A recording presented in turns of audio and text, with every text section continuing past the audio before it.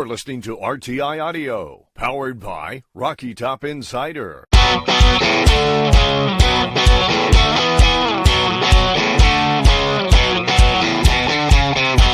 This is Pancakes and Bacon with VFL, Kyler Kerbyson, and Reed Bacon.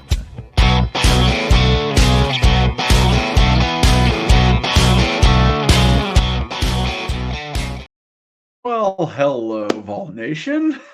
Welcome to another episode of Pancakes and Bacon. I'm your host, as always, Kyler Kerbyson, joined with Reed Bacon.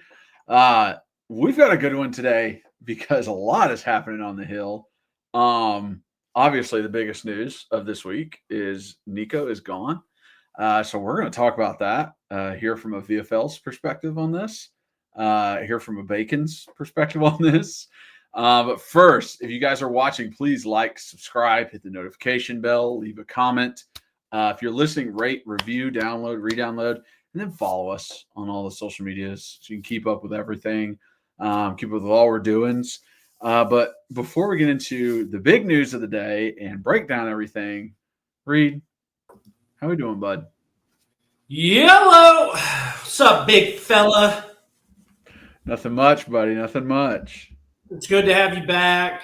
I like flying solo every once in a while, but nothing hits like having my big sexy here. First off, happy Palm Sunday and happy Master Sunday to all those who celebrate either. It's also Tax Sunday for your boy. I tried to get ahead of it last week, but this is the first time I'm filing jointly with my beautiful and lovely wife, Megan, and also starting a business. So last week or 2 weeks ago, I sat down to start doing it, and 5 minutes in, it's like, oh, well, don't have that information. I'll see you in a week.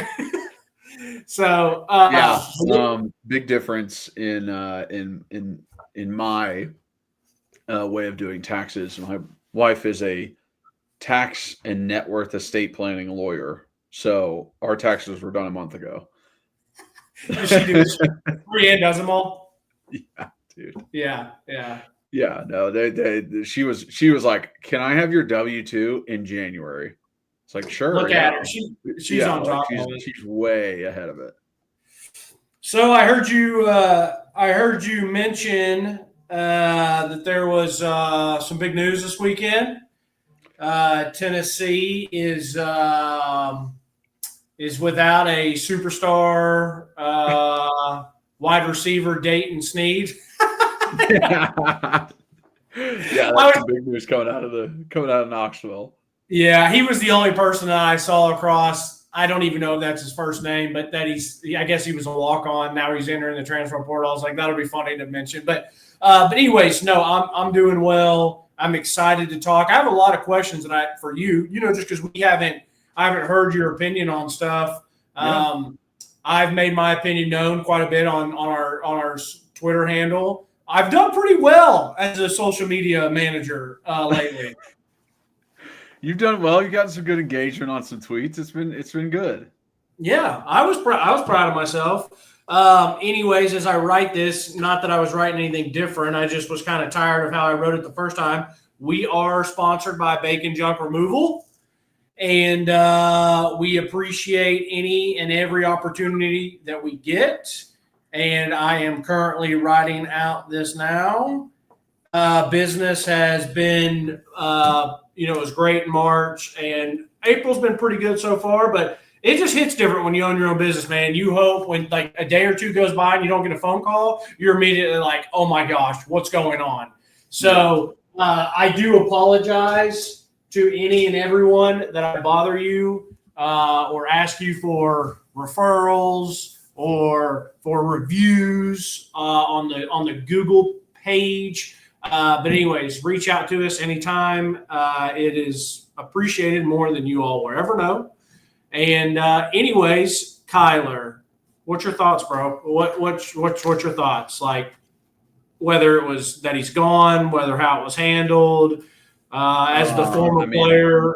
Dude, I could go every different direction with this. There's a lot of different perspectives on everything.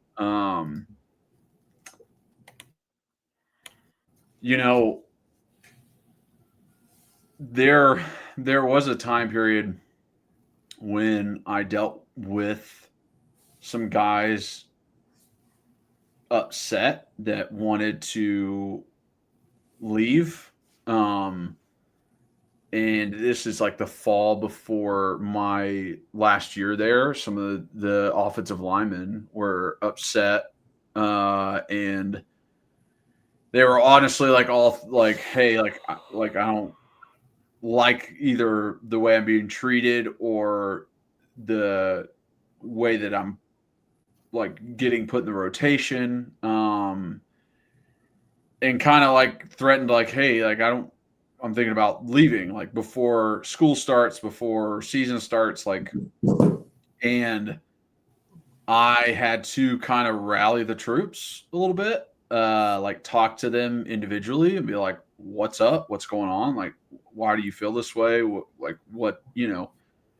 Um, and it all turned out okay. Nobody left, everybody stayed. But it was just like kind of hearing their side of things. And that this was in a non-NIL world, so like it Yeah. wasn't due to money. Like it had nothing to do with that. Right. It was all just like getting treated with respect and being able to play. Like that's what it was about. So I almost say it's like it's might be a little simpler. Like that's a little easier for me as a leader on the team to be able to handle. When it's legit just money oriented, I can't do anything about that as a leader on the Right. team. I can tell them all I want. Hey, like you're not bigger than the team. The team is number one. This is where you want to be. Think about if you were in the transfer portal and it was open market, what schools would you want to go to? Like, don't tell me this isn't one of them. So, those kinds of things I can definitely say, but in the money aspect of it, it's like other guys on the team aren't going to have a place to stand. Like they're not going to be able to convince this guy who wants more money that it's not the right move. Especially when I'm sure his family thinks the same as him. So it's like, am I trusting the guy that I've practiced with for a year or 2 years, or am I trusting my family? I mean, honestly. Yeah. Let me ask you this side of it too. You're a left tackle, starting left tackle. You're going into your senior year. Josh Dobbs is your quarterback. It's in this NIL world. Josh Dobbs is making $2 million, and you start to hear rumblings. Because I'm guessing he's not going to go around and talk about it in the locker room. So you're just going to hear this stuff on Twitter, and you're seeing that he's wanting $4 million. Like, how's that going to hit with you? I mean, do you put yourself in the situation like, well, if Dobbs thinks he's worth that, then like he can try to get it? Or is there a little bit of that, like, I love you, Dobbs, but like, come on, bro, like it ain't like that. And you would have to don't use actual Dobbs Jr. year. You would actually have to use Nico's. I'm talking about Nico's performance last year. So I'm just using you and Dobbs as an example, but not Dobbs' actual performance. Yeah. I think at first, if I was a player, I would be supportive of him trying to get more money for himself. Just seeing what he can do. But as soon as it becomes, as soon as he missed the practice, that's when it's a totally different conversation. It's a totally different like space you're coming from. Listen, hey, you didn't perform as well as I think you could have. Uh, you missed some opportunities during the year. Um, in the biggest games, you weren't on your best. You were on your best in other games. Uh, and those things are true.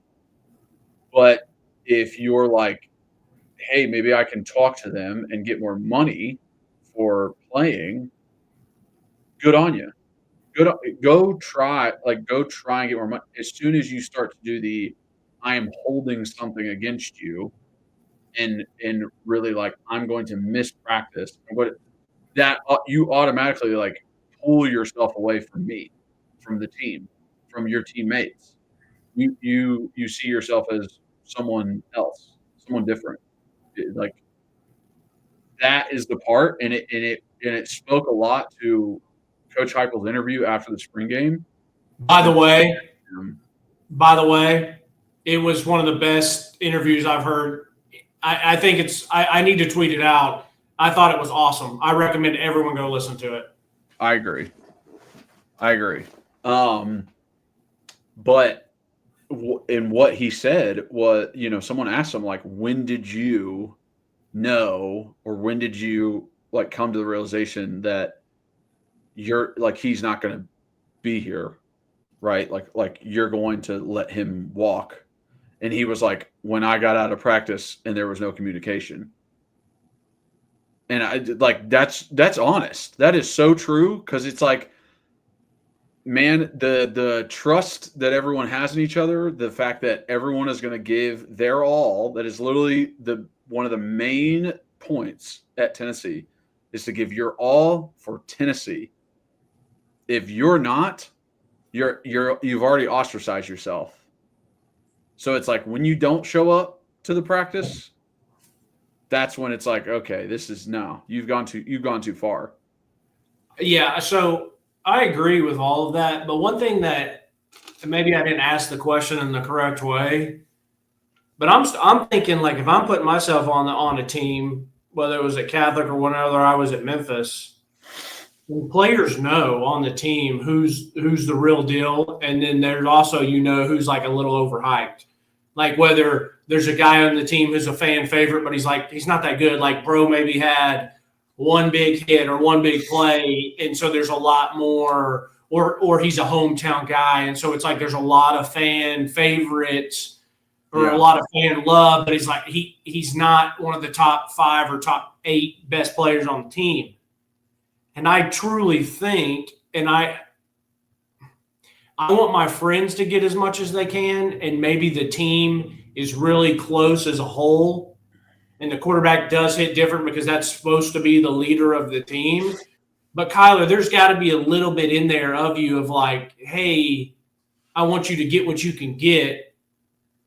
And I get you're saying then when he doesn't show up to practice, that's when the flip switched for you. But you can't tell me that you're not sitting over at your apartment over there on Riverside Drive playing Xbox and you're starting to read on Twitter like, damn, Dobbs, bro, you're already making $2 million. You want 4? You're trying to get 4 after the season you had. Like, come on, like, or like you're sitting there with another buddy and it's like, dang, man, like, you really think you deserve that much? Like, do you not really think there's some of like you're feeling some of that? Because I know for me, I would personally, if I'm on a team and I know that like this guy's the dog on the team, but like you hear that he's going to another guy's trying to go get more, I'd be like, dude, give me a break, bro. Like I understand what you're saying. I think there would be a little bit of that of like, I mean, okay, like you're asking a lot, like you're asking a double what you get, and also like, where do you expect that money to come from? And it honestly all depends on like who the person is, right? Like what kind of guy are they and what kind of player are they? That's what I'm saying. Yeah. I mean, I look at this team and where I would be at if I was a left tackle, right? If I was a left tackle on this team and going into my last year, let's just say that every other position is the same. So you got new guys all across the offensive line or guys that have played 1 year. You've got a senior tight end, redshirt sophomore tight end.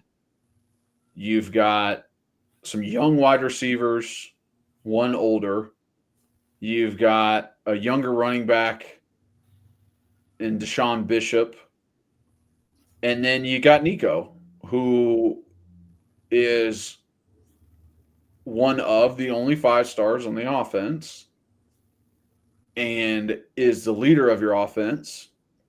And over the past 2.5 years, has he been a leader when the full year that he didn't play? The full year that he did play? What kind of person was he? What kind of character did he have? And then also, who's behind him? Because if I was in that locker room, I'd be like, I don't want him to leave. Like, I want him to be here because he's good. I wouldn't say like fantastic, great, Heisman winner, but he gives us a better chance than Merck and McIntyre do right now. Like, that is obvious because he has more experience. He understands the offense better. That's obvious. Now these guys got to step up and try and perform. But so if I'm sitting there, I'm like, I want him to be here. I want him to stay. Hopefully this will make him stay. I would kind of be like, $4 million seems high. But it's like, this is a totally different world because there's also the chance that, like, hey, we just lost Nico, but what if we grab another quarterback out of the transfer portal? You know, like, literally, what if Heupel's like, okay, like, what other quarterbacks are transferring after spring, and goes and grabs one? Like, I think this sets a precedent with a lot of colleges around the country because this is the starting quarterback. This is the solidified starter who's coming to say, hey, I want more. You don't have it. I'm leaving. And that's not really happening at a lot of, have we seen that happen at a school where a guy is the legitimate starter? There's no chance that he's going to get benched. And he's like, I got to leave for literally the only reason is more money. Like, there is no other reason. 2 years ago, you literally saw Hendon Hooker and his path to a potential Heisman. He gets hurt in second to last game of the year and loses that opportunity. But you can't tell me that this type of offense isn't like good for a quarterback and work for a quarterback and be beneficial to a quarterback. And you're also starting in the SEC, the best conference in the country. I mean, you're also making millions of dollars. Like, it just, I just don't, I don't understand that side of it. Like, I just, well, I get everything. I get everything you're saying, Kyler. I get everything you're saying, and I know a lot of people would agree with you and stuff like that as a whole. But, like, bro, I'm still saying, if you're the starting left tackle and Nico had the season he had last year, and you hear some bullshit that he's wanting more money, like, I know even if you're the left tackle, and I guess it's really tough because you don't have a personal relationship with him.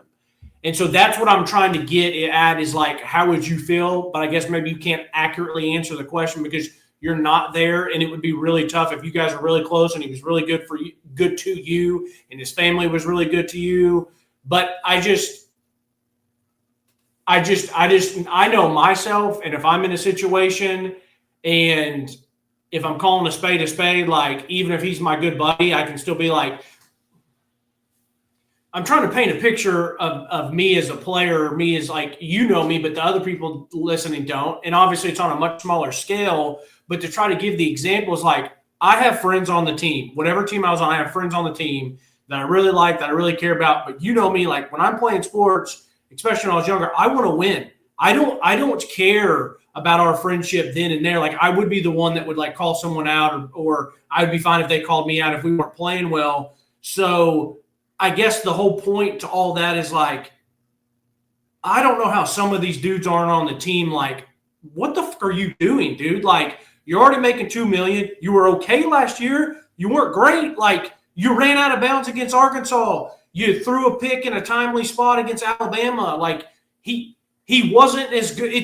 It's a fact that he was not that good, and it's also a fact that he was not as good as people thought or said that he was going to be. And it's like, I just don't know how that doesn't rub some players the wrong way. And I know that you are a really good guy and a really good, genuine guy and a really good teammate.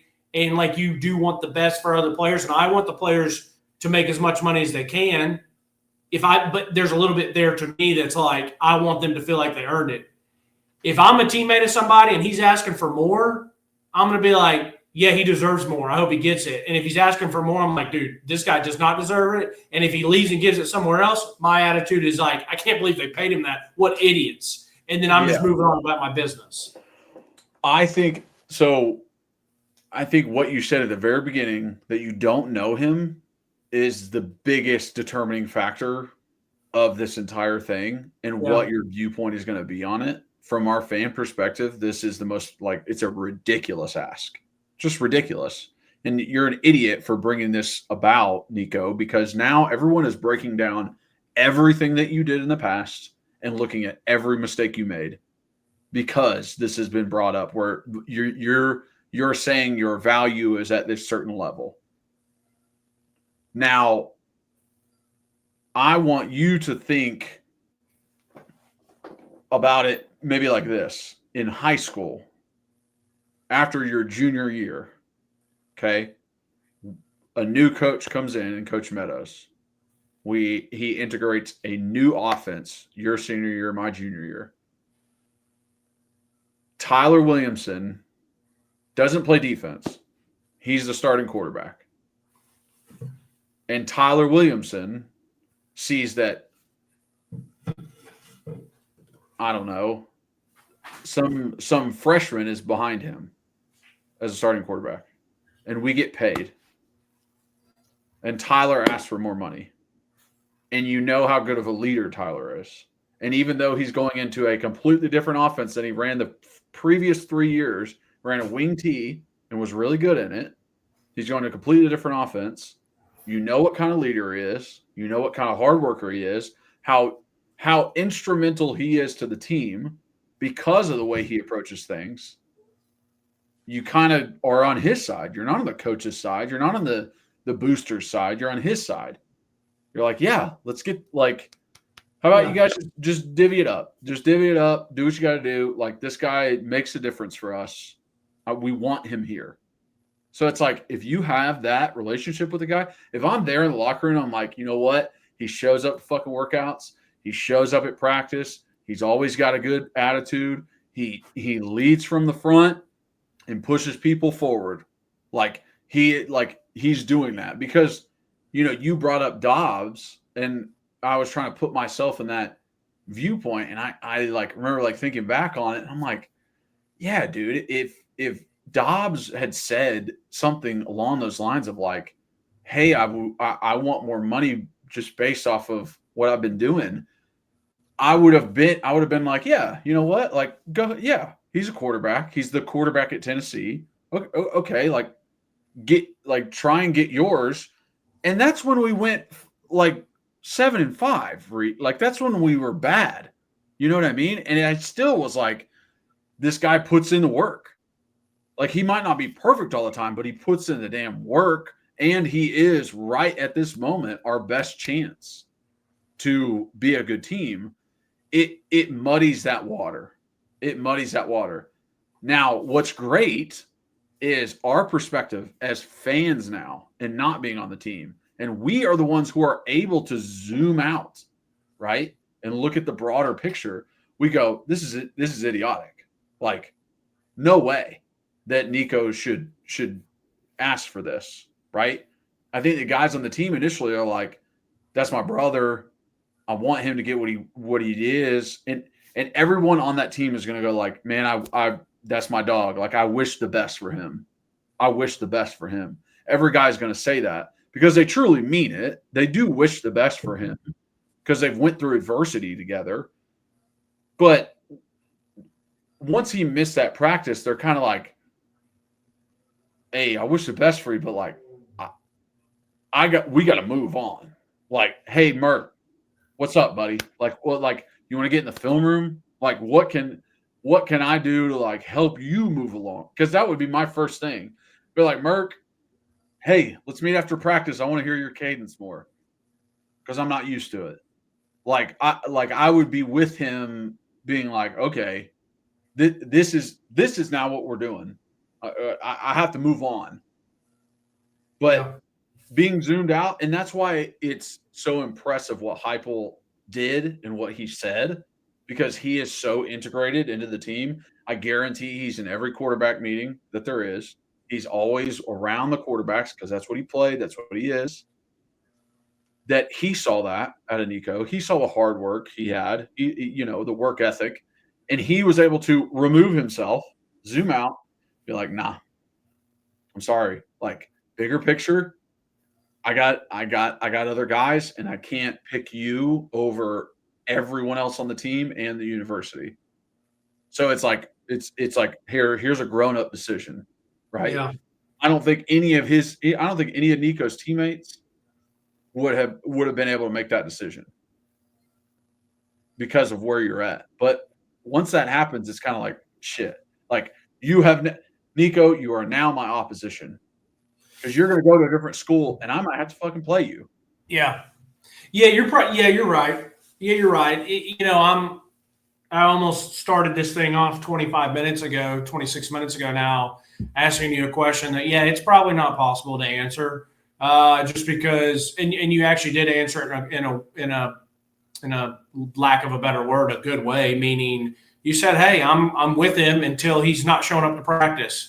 It was kind of like the whole Rick Rogers thing that we told the funny story about and all that stuff, where it's like, we were working our asses off, and you're at spring break hanging out. And we're seeing it on Snapchat, and it immediately switched from like, we're going to support you until you're out there acting better than the team or whatever the case may be. Yeah, because before that, Rick was a dickhead. Like, he would get in trouble for like smoking or something, or he would argue with the strength coach.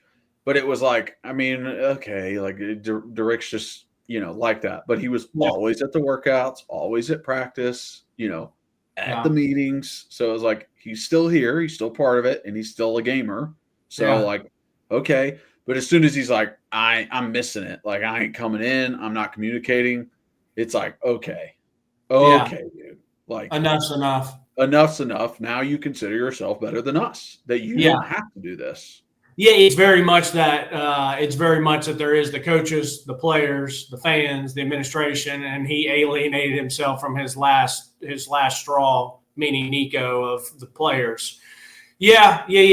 Man, it's to kind of move from that to the other angle, Kyler, I loved it. I truly meant it. I tweeted it out, and I'm glad there's timestamps on tweets. I made sure to get it out early. But and this is a 33, almost 34-year-old Reed being able to look back on this. Yeah. Compared to 23, 24-year-old, maybe I wouldn't have seen it this way. And so you live and you learn and you mature. But there's just the University of Tennessee and all other universities and all other big entities, whether they're companies or whatever else, like everybody's replaceable, bro. Everybody's replaceable. If you think you're not, you're fooling yourself. And I love that Heupel came out and said it, like, no one's bigger than the T right here. No one's bigger than that, including himself. So I love that he said that. And I just would have been really, really, really upset and disappointed if we had caved and like it comes out that Nico got a restructured deal and he's back. And I would have been really upset for two reasons, because you can't set that precedent. You can't let anyone be bigger than the team. And the other thing is, Kyler, I didn't think he was that good. I had made a comment on the solo pod I made, like, he has to take a major, major step. And everyone listening to this, everyone that's a Vol fan, everyone that's a college football fan knows he has not lived up to the billing yet. He's a 5-star. He sat on the bench his first year. His first year starting was very mid. And I still had hopes because I'm a fan. What's that? His first year starting was mid, and he had a top 5 defense. Right, exactly. Yeah, I didn't hear what you said. That's where it is too. It's like, hey, you got everything around you, and you were okay. Yeah, and it's funny. It's funny too, because before he missed practice, and you're just hearing about the negotiation things, and Twitter, Vol Nation Twitter was very split. It was the ones that were still defending him, the ones that were starting to be like, all right, dude, you're a loser, get out of here. You still heard those. Well, he didn't have an offensive line. Well, he didn't have the receivers. They dropped, and it's all that stuff. It's like, even if we want to argue that, you and I still watch the film to say he still missed these open throws. He still missed these guys. And if you are a 5-star just like if you are a first-round draft pick in the NFL draft, the expectations are a lot different. And your talent, your God-given talent, just makes your expectations even higher because of all the stuff that you can do physically. And so, like I said, would it have been a tough pill to swallow if it was Hendon Hooker and it was 2022 and he's coming back for another year and this happens and he leaves? I'm going to be a little bummed because I'm like, damn, Hendon was so good. He was probably about to take another step and be one of the best players in all of college football, be one of the best quarterbacks. And so this does hurt our team. But Nico leaving, I don't feel like it hurts our team. And that's also because I trust Heupel so much. And for me, Kyler, going into this season was like a 50-50 gamble. It was Nico's either going to take the next step and we're going to have a chance to be really good, or he's going to be about the same and we might be about the same, but maybe a little bit less depending on how the defense is or how the running game is without Dylan. But now I'm like, nah, it's still a 50-50 shot because he's either going to rock with Jake. If he somehow rocked with McIntyre, then we're in great shape because that means McIntyre's incredible if somehow he starts, but that's probably not going to happen. But you know what? Heupel's going to go out and he's going to get another really good quarterback out of the transfer portal. That's the other thing that people forget. Like, this honestly happened at the perfect time. I'm so happy that this happened and the team and the fan base could rally around the team and the quarterbacks now compared to if Nico goes out there, plays in the spring game, and then all of a sudden tomorrow comes and it's Monday and that first tweet's like, oh, he wants more money. Then Tuesday it's like, holy crap, like he might be gone. And then Wednesday he enters the transfer portal and then all hell breaks loose. And then that makes a more divide because there was never an opportunity for him to alienate himself from the players. Exactly. So that is such a huge part of it. That is such a huge part of it. If he did this on Monday, people are not so gung-ho about him feeling that he is better than everyone else. Yeah. Like that isn't even like part of the equation anymore. If it were to come out after spring is over, it could look like something was worked all the way through it and you didn't leave, you didn't go out early.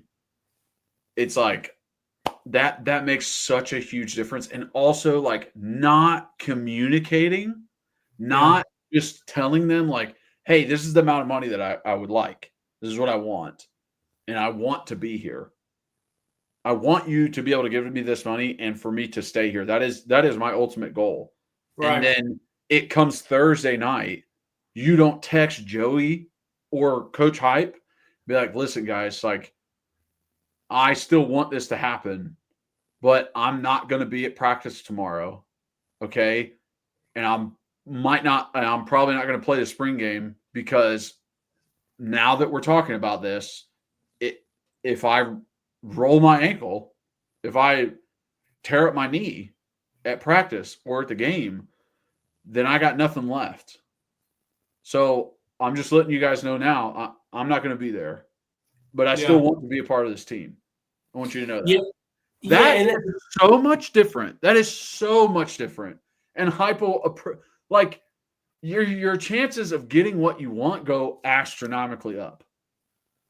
Yeah, and that's what I was going to jump in and say is like the handling of this of I don't know who it was, whether it's Nico's dad, whether it's Nico's uncle, whether they got a family friend who thinks he's an agent or whatever. But the fact that they thought that they had to call Nico and say, hey, we wanted this back in December.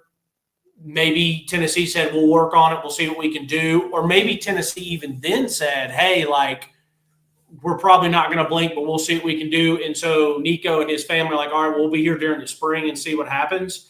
And the fact that they had to roll it all the way to the very last practice and they thought that their best bargaining chip was to tell him not to come, which ended up being like one of the best things for Tennessee as a whole. Him not showing up ended up being one of the best things that he could do for Tennessee and one of the worst things he could do for himself because he looks like an absolute it just looks bad. I don't want to sound like I'm attacking him personally, but it's like it looks really, really bad. And so, I'm just really happy that it happened. They get to practice without him. They got to play the spring game without him. And now it's kind of like Vault Nation's like after this pod and after this weekend, it's like I think people are done. We had our weekend of like, the Twitterverse and the back and forth and all that. And then after this, it's like, all right, he's gone and like we're done. Like we're good. It doesn't have to if he had entered on Wednesday, then everyone's like freaking out. They're like, what happened? What happened? This, that, why is this? Like, is he gonna come back? Are we gonna pay him? Not. It's like, no, this was like the best way to just clean cut, see ya. It's also like all of Vol Nation trusts Heupel even more now. And they're like, because that's one way to look at it is like, hey, I heard that the starting quarterback for Tennessee is transferring after being a starting quarterback. How bad is their head coach at keeping his players? Like that could have been an opinion out there. Right. What's wrong with Tennessee? What's going on at Tennessee? Yeah, what's wrong with them? What's wrong with Coach Heupel? Does he deserve to be a head coach? That's not even close to what it is. There's literally other people around the country, other fan bases who are like, hell yeah, Coach Heupel, way to step up. Yeah. Other coaches, freaking Mario Cristobal at Miami, freaking Oregon coach, Dan Lanning, they're all like, yeah, we're not doing that. Like, I like what Coach Heupel did.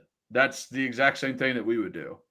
It's why I tweeted it out because I felt like it was so important for the landscape of college football. I mean, Tennessee got Nico because we were one of the first to be really good with in the NIL space. And Nico coming here was still a positive for Tennessee because him coming here, you don't know what other recruits came here because of a 5-star big-time quarterback that people wanted to play with. And then it shows that was part of Mike Matthews' decision. It shows, yeah, for sure. It shows that we know what we're doing with the NIL space. Then we go to a court and beat the NCAA in court and basically just cut NCAA at the knees and show that, hey, they don't mean anything now. And now Tennessee's the first to be like, hey, you're going to try to hold us hostage? See ya later. And these coaches, Mario Cristobal and all those guys are like, thank gosh. Because now it's like it's easier when they do it and say, hey, we're not going to play these games. Somebody had to be the first one. Yeah. Well, and I guess people would say that like Kirby did it with Carson Beck, and stuff like that. But that one maybe wasn't as public. I don't know. But it just felt like if Tennessee wasn't the first, it was like right up there as one of the first where it's like a holdout situation type deal. And listen, if Nico goes somewhere else and gets his money and people think that's a win, then that's fine. I could care less who pays him as long as it's not my university. Because like I already told you, I needed him to make a massive, massive step. And I've thought about it now. Hindsight's 20/20.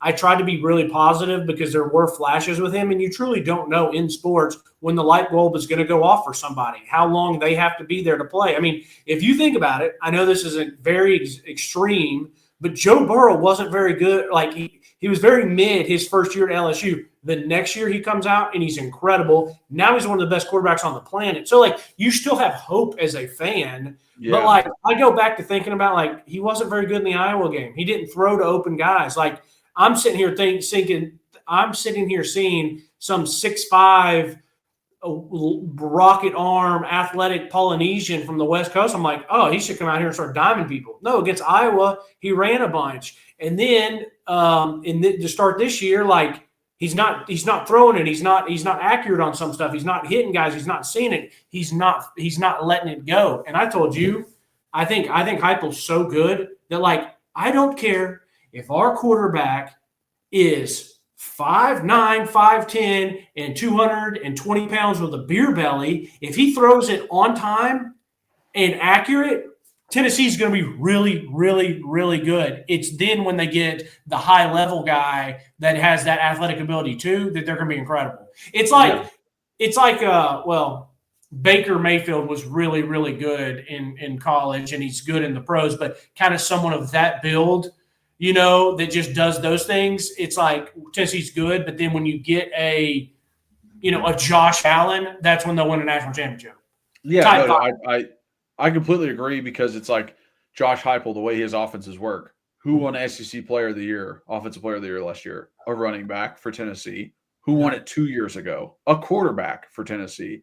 And we also had a receiver win the Bolitnikoff. Yeah. So it's like, okay, we can do it in different ways. And then for all the people who might have that opinion of like, well, the receivers, was the reason. The running back, it's like, guys, let's break this down. Okay.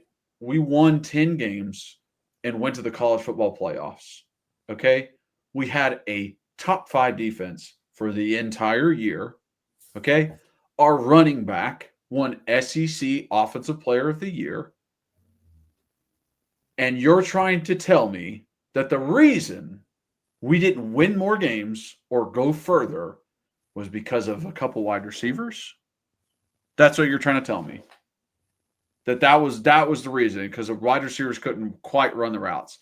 When the most influential position on the entire field is quarterback, and you're saying his play and the way that he played didn't impact what was happening.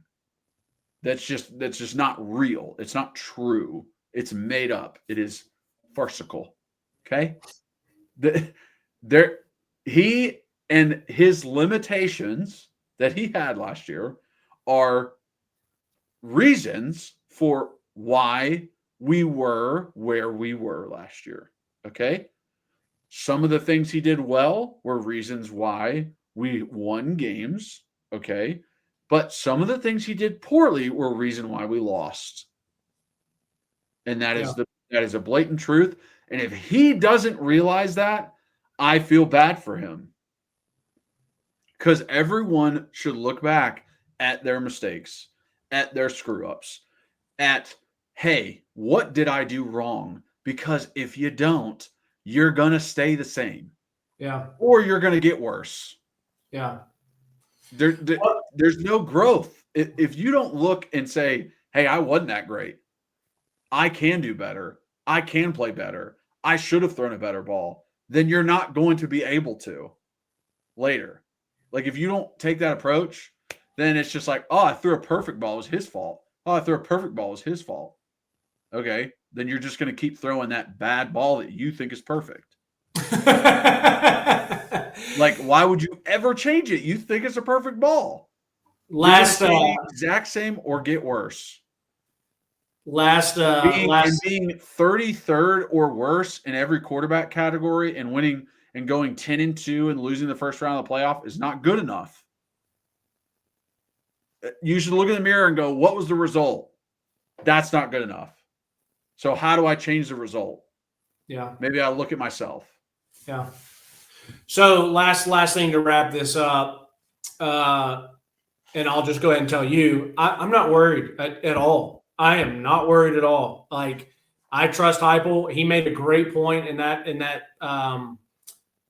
his interview afterwards, and I think he was talking about Mackenzie Milton. He's like, we lost our starting quarterback, the first day of camp, and we went on to win a conference championship when I was at UCF. And I think it was Mackenzie Milton he's talking about.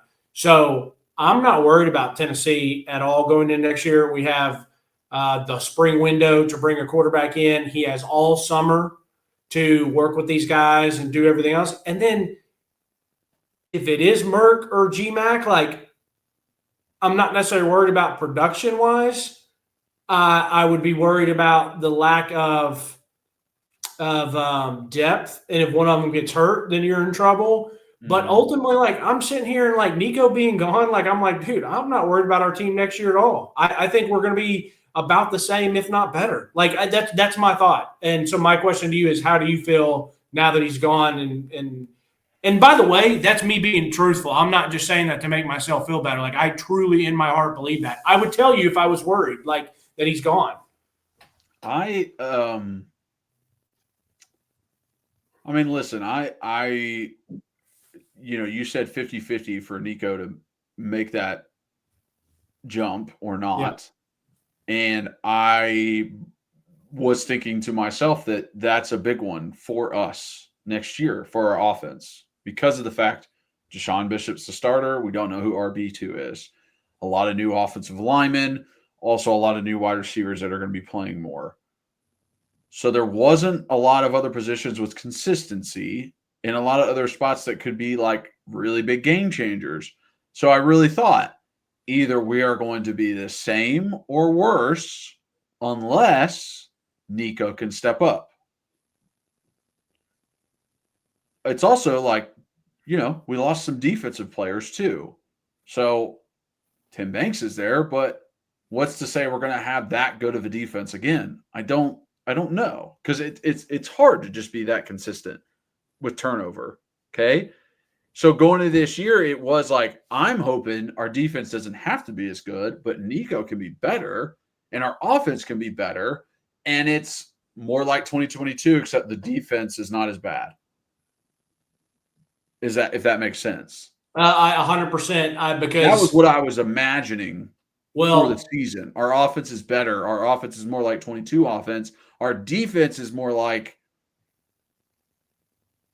not 22, not 23, closer to last year's, but not at maybe in the top 10 or 15, but not necessarily top 5.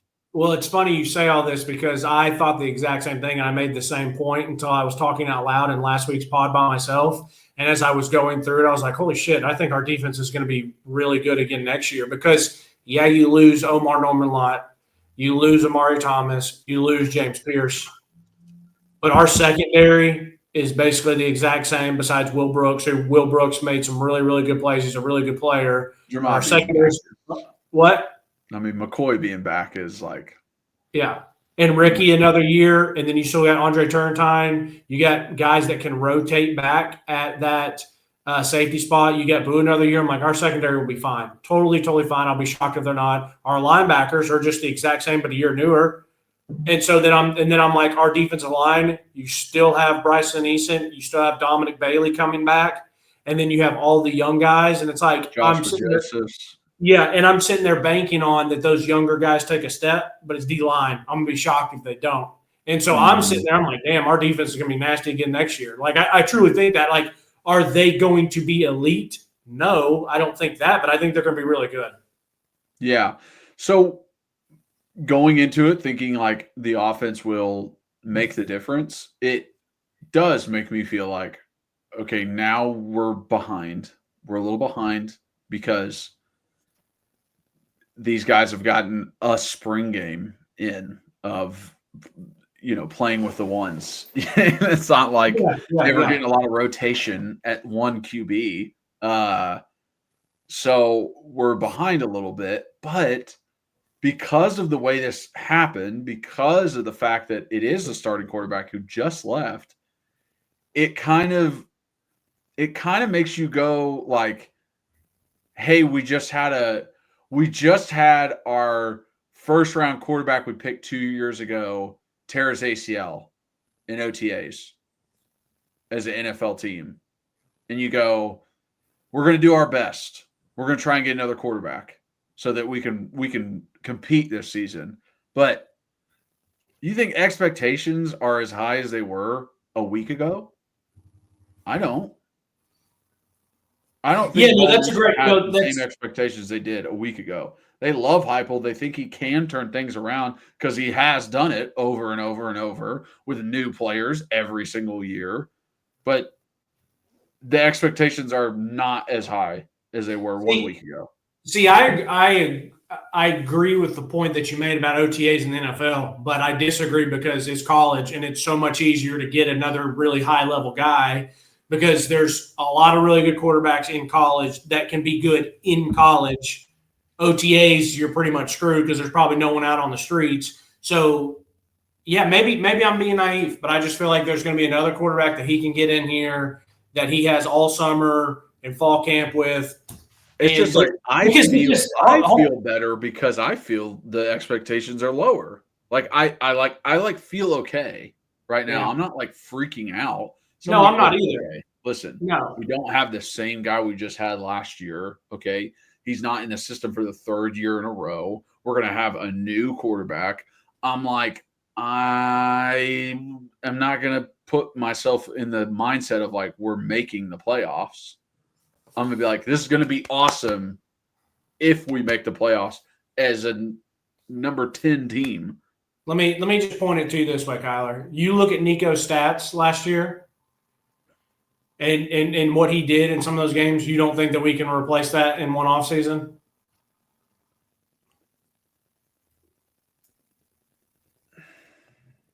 Huh, interesting. I don't think we have Dylan Sampson on the team. I'm not talking about that. I'm not talking about that.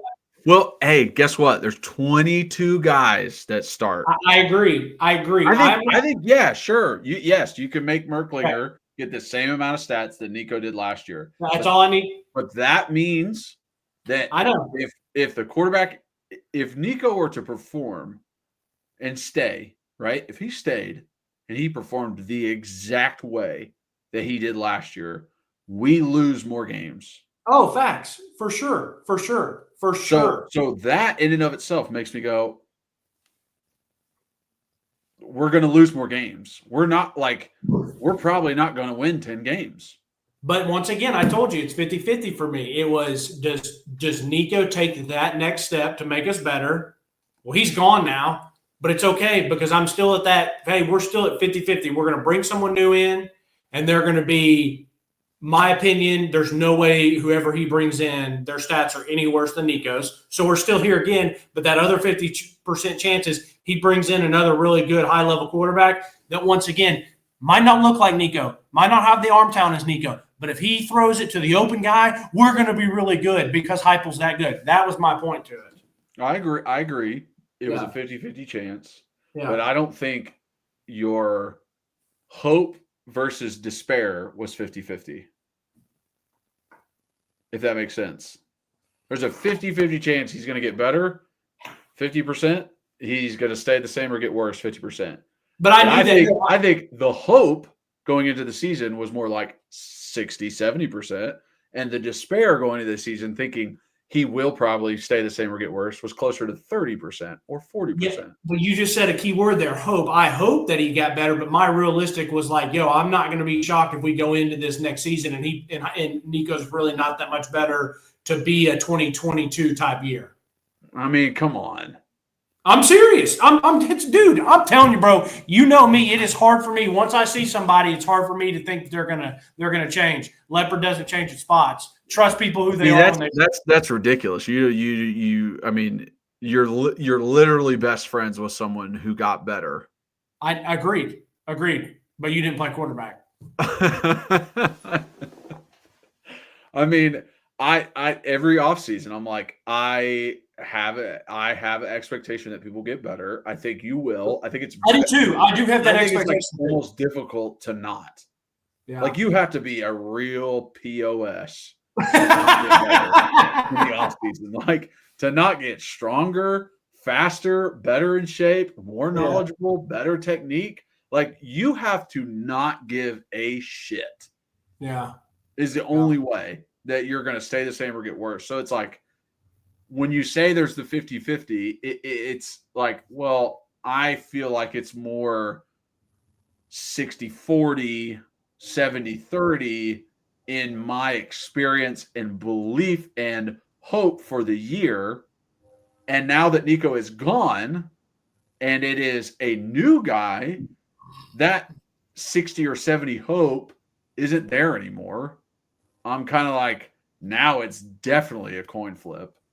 Whether this quarterback, whoever it is, can be good enough to take us somewhere. And this honestly seems like a rebuild. Like it feels more rebuild than let's take the SEC.